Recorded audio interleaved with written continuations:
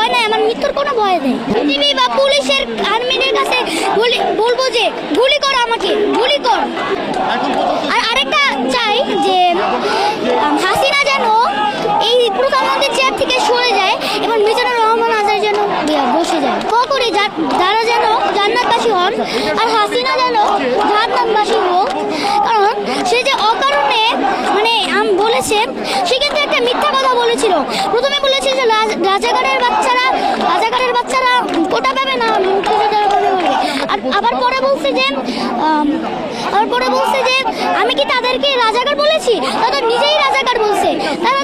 তাহলে সে কেন বলল মিথ্যা কথাটা? চাইলে আমি জীবনও দিতে রাজি আছি। তাহলে আজকের এই আন্দোলনে কাকে নিয়ে এসেছো? আমার বাবাকে নিয়ে এসেছি। বাবার সাথে এসেছো? বাবা তোমাকে এখানে নিয়ে এসেছে? হ্যাঁ। তোমার ভয় লাগে না? না, আমার ভয় নাই, আমার মৃত্যুর কোনো ভয় নেই।